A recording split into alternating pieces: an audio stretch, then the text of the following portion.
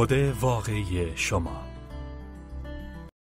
هنگامی که به گذشته نگاه می‌کنیم، می‌توانیم ببینیم که دشمن در تلاش بوده است تا تاجی را که از روز ازل بر سر ما نهاده شده است بردارد.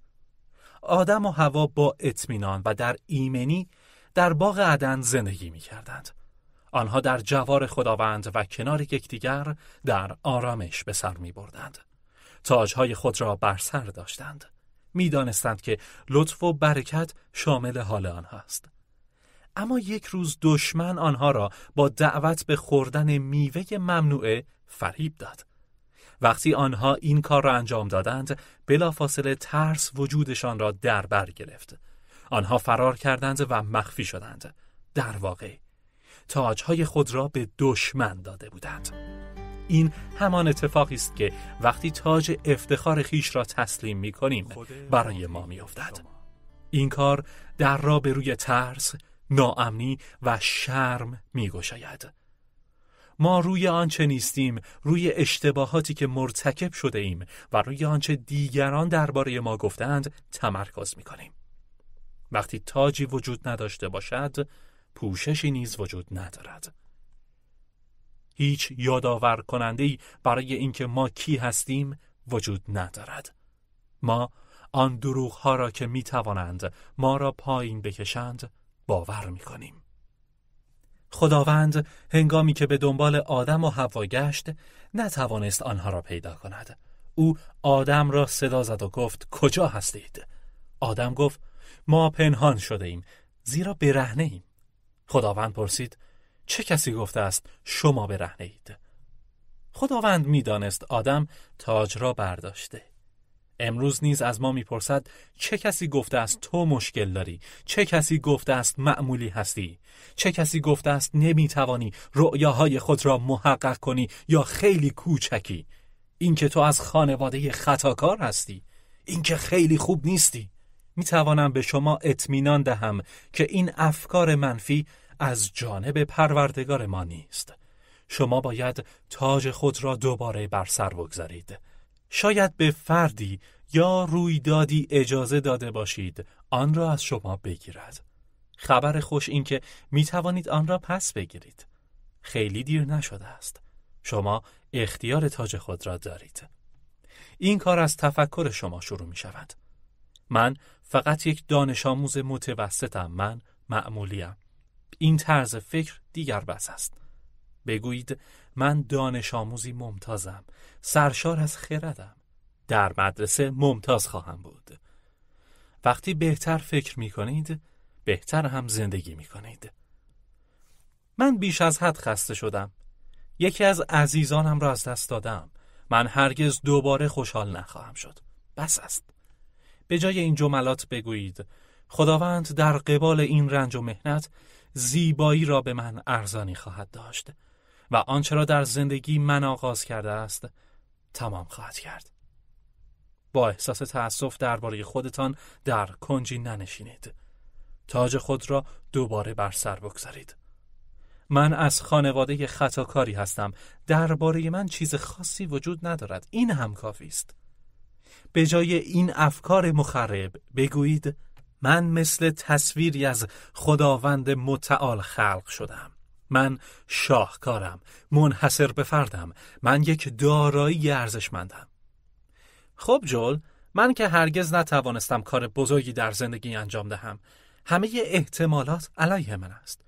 نه. تاج را بر سر بگذارید و بگویید لطف خدا شامل حال من است. من مجهز، توانمند، برگزیده و محض شدم. اگر می‌خواهید به بالاترین حد توانایی بالقوه خود برسید، باید تاج خود را بر سر بگذارید.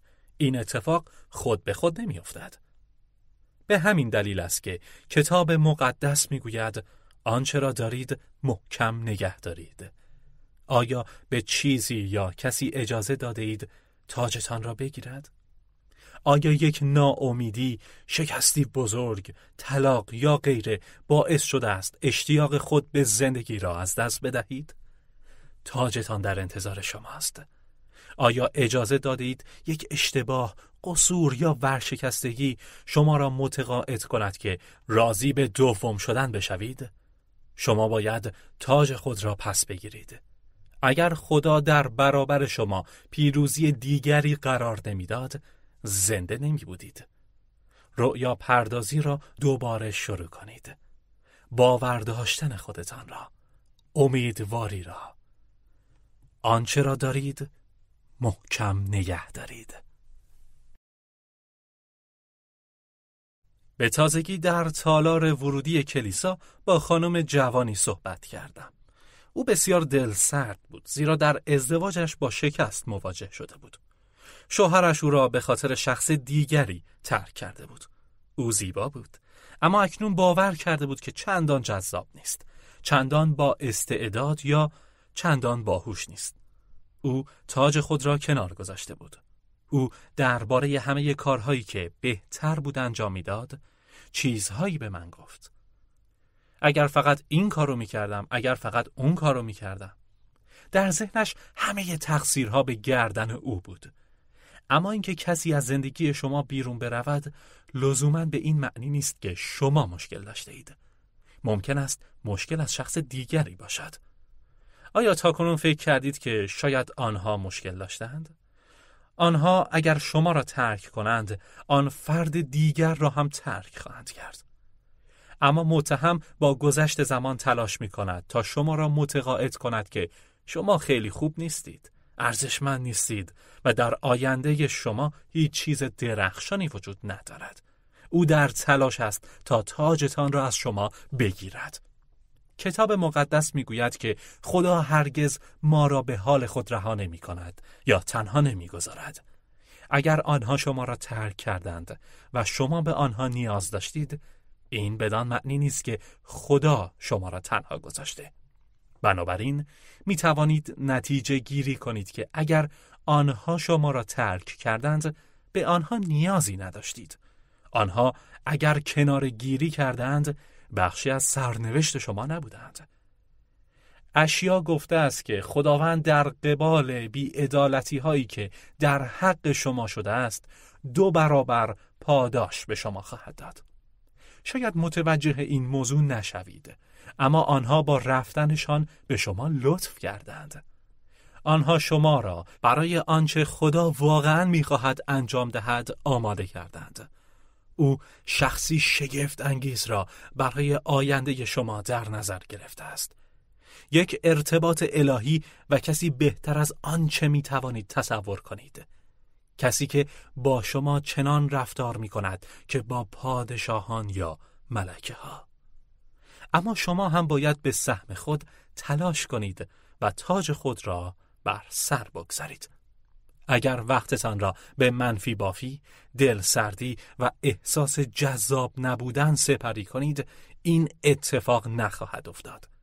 اگر در درون احساس جذاب نبودن کنید، در ظاهر نیز جذاب نخواهید بود.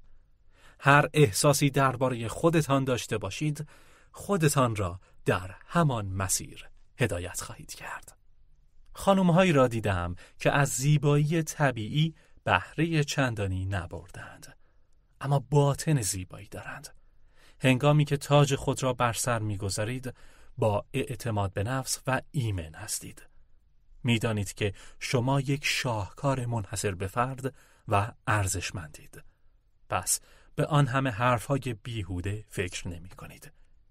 اینکه چه چیزی نیستید، چه چیزی را ندارید یا دیگران چه می‌گویند. در طول روز لبخندی بر لب و فنری در پاهای خود دارید. می‌دانید که از اعضای خانواده سلطنتی هستید و تاج شکوه و افتخار بر سر دارید. وقتی اینگونه فکر می‌کنید، به همین سبک نیز زندگی می‌کنید و به ارتباطات الهی وارد می‌شوید. مجبور نیستید به دنبال آنها بگردید. خداوند خود سبب خواهد شد تا افراد مناسب به دنبال شما بگردند. شاید دچار ناامیدی و احساس زیان دیدگی شده باشید و چیزی برای شما نتیجه بخش نبوده باشد. اگر احساس جذاب نبودن، بی ارزش بودن و هیجان نداشتن در زندگی برایتان آسان است، تاج خود را دوباره بر سر بگذارید.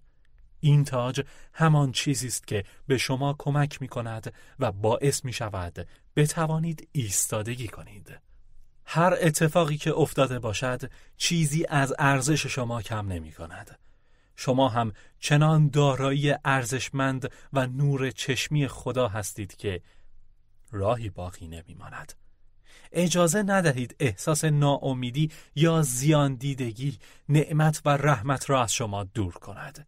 این پایان کار نیست، بلکه شروعی تازه است.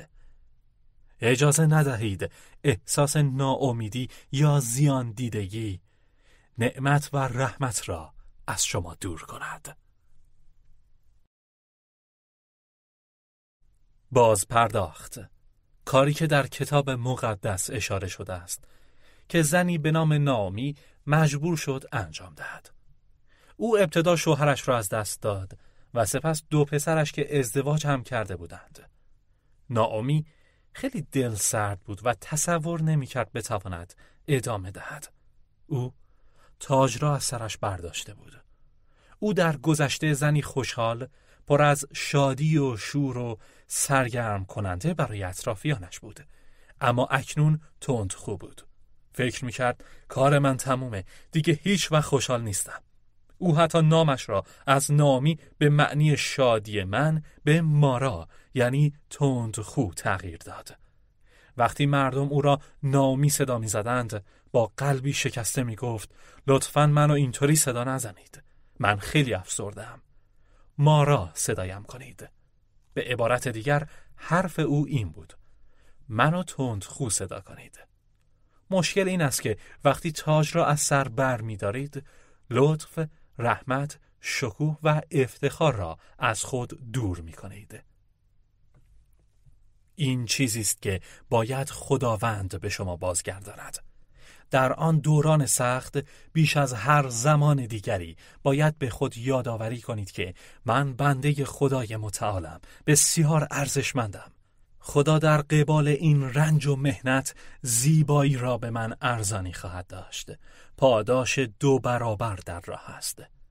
نامی باور داشت زندگیش به پایان رسیده. او به زادگاهش بازگشت و تصمیم گرفت که در سکوت و تنهایی زندگی کند. اما هنگامی که بعضی از دوستان قدیمی خود را دید و سعی کرد آنها را متقاعد کند که او را مارا صدا بزنند، آنها چنین گفتند: نامی، درباره چی صحبت میکنی؟ این تو نیستی، تو تندخو نیستی، ما تو را شادی من صدا میزنیم. آنها او را کماکان نامی صدا میزدند. هر بار که این کار را میکردند آینده نامی را پیشگویی میکردند.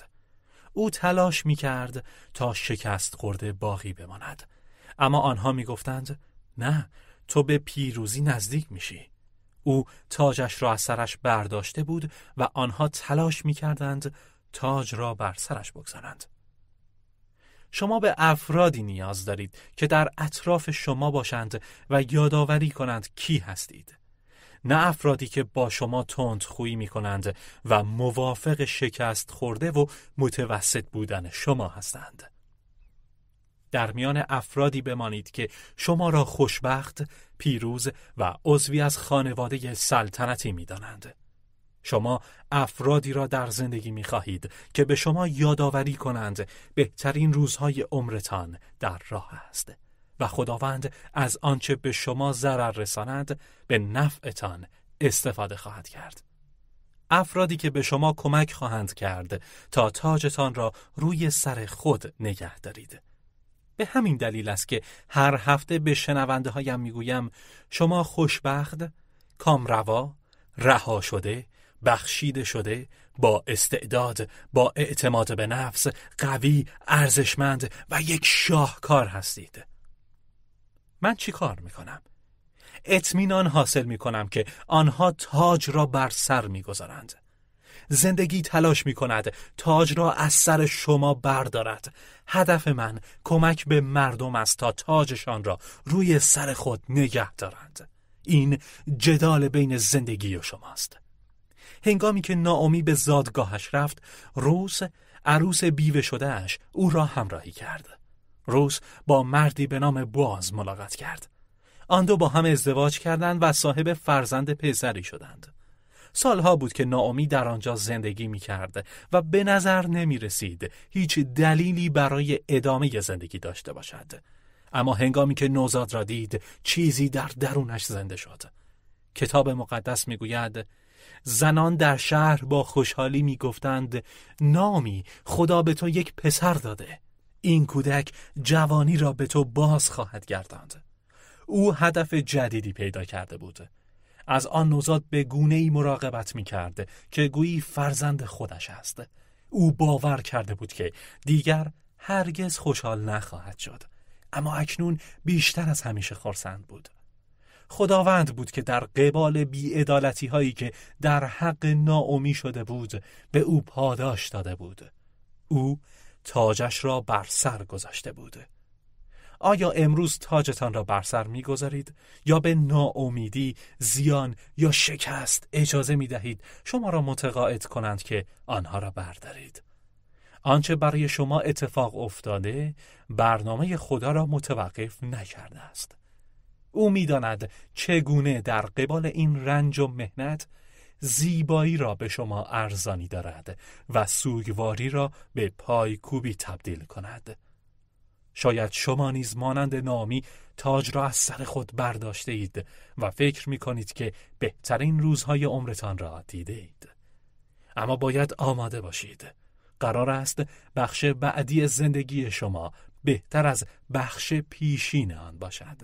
خداوند هنوز هدفی برای شما در نظر دارد که باید به آن برسید. او هنوز چیزی شگفت انگیز را برای شما و آینده شما در نظر دارد. پس تاج خود را بر سر بگذارید.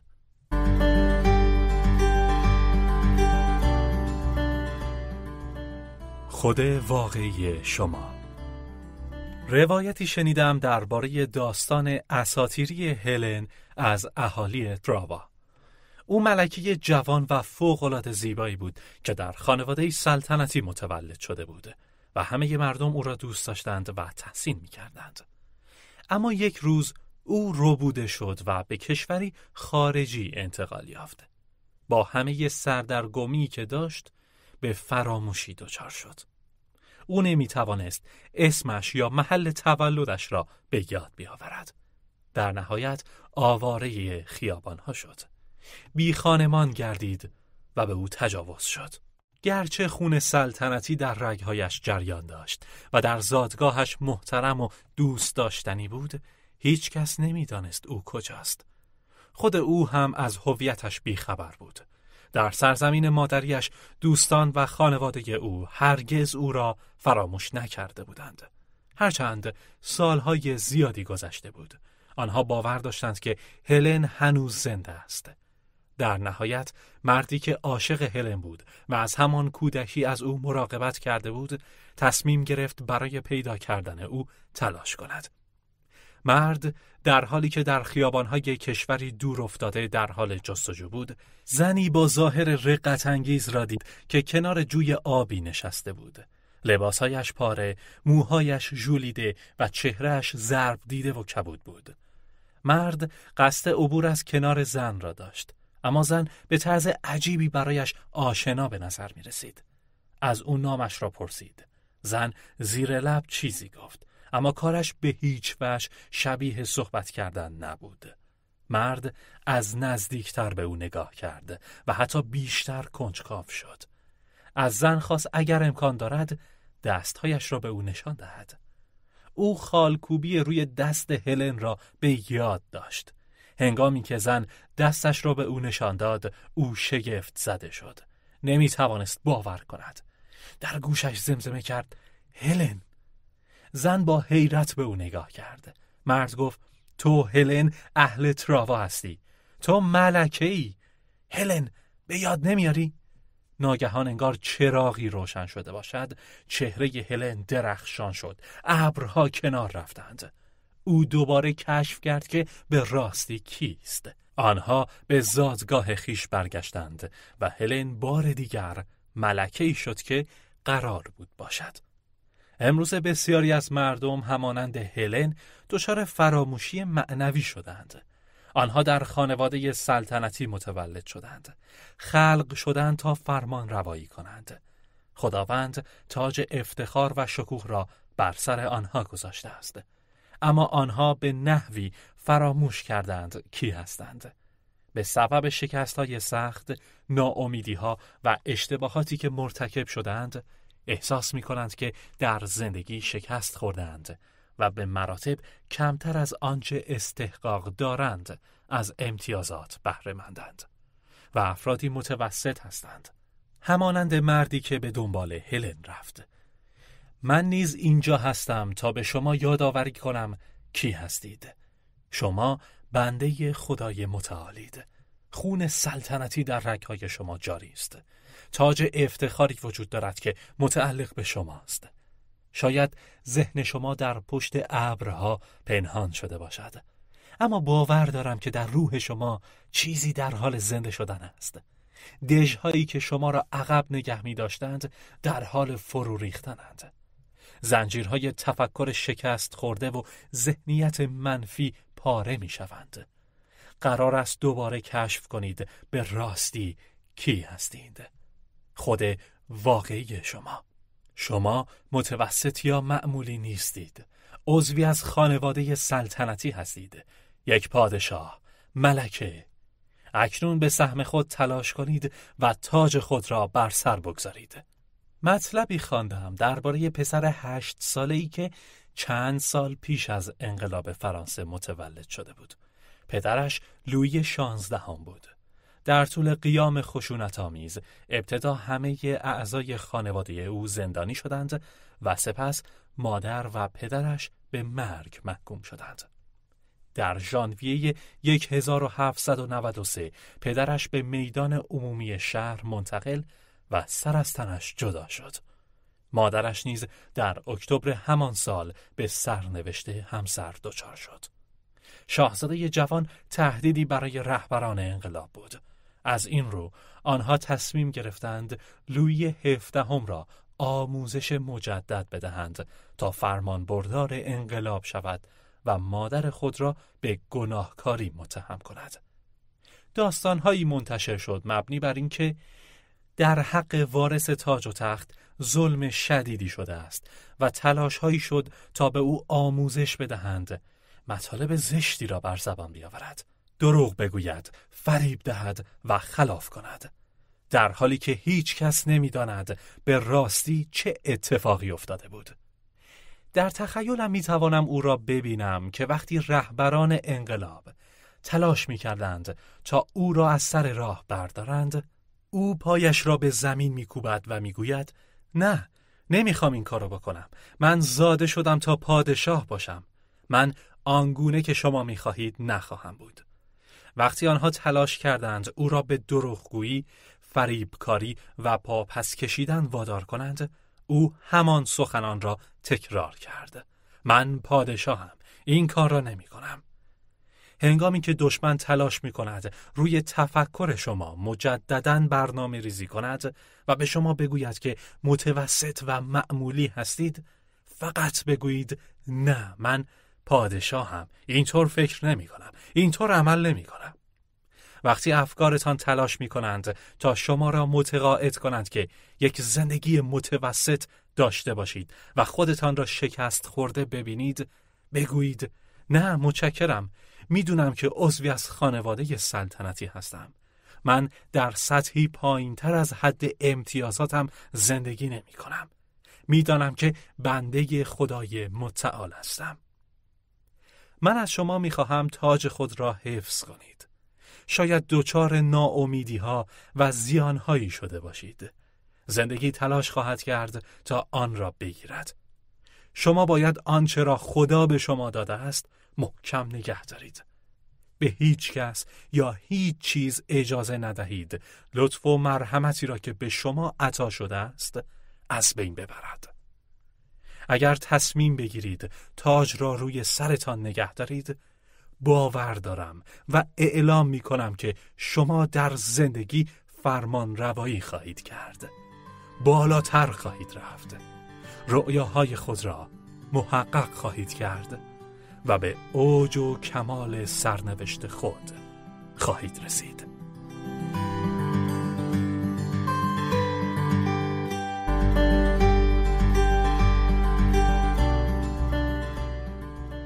خود واقعی شما.